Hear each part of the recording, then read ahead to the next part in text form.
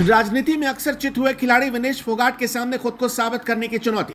हरियाणा में सियासी अखाड़े में कई खिलाड़ी रहे फेल, कांग्रेस ने विनेश फोगाट को जुलाना से दिया है टिकट। पहलवान योगेश्वर दत्त कई बार हुए चित, इस बार चुनाव में बीजेपी ने नहीं किया भरोसा। महिला कोच से छेड़छाड़ में फंसने के बाद संदीप सिंह का राजनीतिक करियर ही हो गया खत्म। खेल के अखाड़े में अपना पूरा दमखम दिखाने वाले खिलाड़ी अब राजनीति के अखाड़े में कूदने लगे हैं, तो उन्हें लगता है कि उनकी राह आसान है। राजनीति में आने के बाद की जो स्थिति रहती है उसके आधार पर कहा जा सकता है कि हर खिलाड़ी राजनीति के मैदान में दावपेच के लिए नहीं बना। हरियाणा में सियासी अखाड़े में कई खिलाड़ी मुकाम पर पहुंचे तो कई खिलाड़ी आउट भी हुए। फिलहाल राजनीति के मैदान में नए खिलाड़ी विनेश फोगाट और बजरंग पुनिया उतरे। विनेश फोगाट को कांग्रेस ने जिंद जिले की जुलाना विधानसभा सीट से उम्मीदवार बनाया है, जबकि बजरंग पुनिया को अखिल भारतीय किसान कांग्रेस का कार्यवाहक अध्यक्ष नियुक्त किया गया।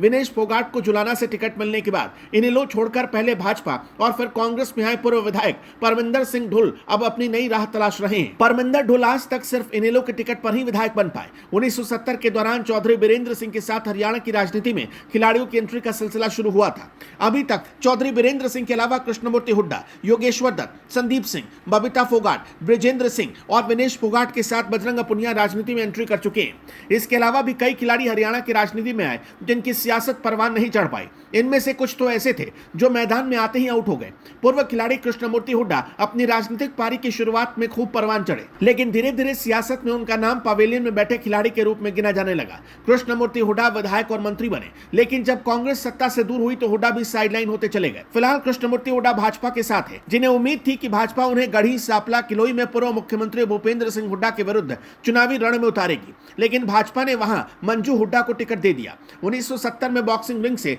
बीरेंद्र सिंह उचाना से 5 बार जीतकर विधानसभा में प्रतिनिधित्व कर चुके थे और 3 बार हरियाणा में कैबिनेट मंत्री रहे, 3 बार सांसद रहे और केंद्र में ग्रामीण विकास और लौह इस्पात मंत्री रहे। मुख्यमंत्री बनने का उनका सपना भी जिंदा है। पूर्व मुख्यमंत्री भूपेंद्र सिंह हुड्डा उन्हें हर बार पटखनी देते रहे। दंगल गर्ल बबीता फोगाट 2019 में दादरी से चुनावी अखाड़े में उतरी, लेकिन जीत नहीं पाई। तभी से वो भाजपा के लिए काम कर रही है। भाजपा ने उन्हें पार्टी में खूब मान सम्मान दिया, राज्य महिला विकास निगम का चेयरपर्सन भी बनाया, लेकिन 2024 में पार्टी ने उन पर भरोसा नहीं जताया। पहलवान योगेश्वर दत्त कुश्ती का अखाड़ा छोड़कर सियासी दंगल में कूदे। 2019 में भाजपा ने उन्हें बड़ौदा विधानसभा सीट से चुनाव मैदान में उतारा, लेकिन कांग्रेस के श्रीकृष्ण हुड्डा से उन्हें चुनावी रण में पटखनी मिली। इसके बाद कांग्रेस के इंदुराज नरवाल भालू से चित हो गए। इस बार विधानसभा चुनाव में योगेश्वर दत्त को उम्मीद है कि पार्टी उन्हें चुनाव मैदान में उतारेगी। वो गोहाना से टिकट मांग रहे थे, मगर भाजपा ने यहां से पूर्व सांसद डॉक्टर अरविंद शर्मा को उतार दिया। भाजपा की बाकी बची 23 सीटों में बड़ौदा हल्के से कृष्ण ढुल उनकी राह में रोड़ा बन गए। 2019 में भाजपा ने हॉकी खिलाड़ी संदीप सिंह को चुनाव मैदान में उतारा।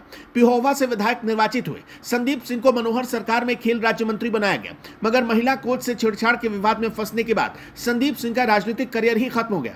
नायब सिंह सरकार में उन्हें मंत्री पद गंवाना पड़ा और 2024 के विधानसभा चुनाव में भाजपा ने संदीप पर दोबारा भरोसा नहीं जताया। भारतीय क्रिकेट कंट्रोल बोर्ड के अध्यक्ष रहे रणवीर महिंद्रा सियासी पिच पर कमाल नहीं दिखा पाए। पूर्व मुख्यमंत्री बंसीलाल के बेटे रणवीर महिंद्रा ने राजनीति में एंट्री की और एक बार विधायक भी चुने गए। इसके बाद 2009, 2014 और 2019 में बाढ़ड़ा से कांग्रेस की सीट पर चुनाव लड़े, मगर हर बार हिट विकेट हो गए। अब उनके बेटे अनुरुद्ध महिंद्रा चुनाव मैदान में ताल ठोकने की तैयारी कर रहे हैं।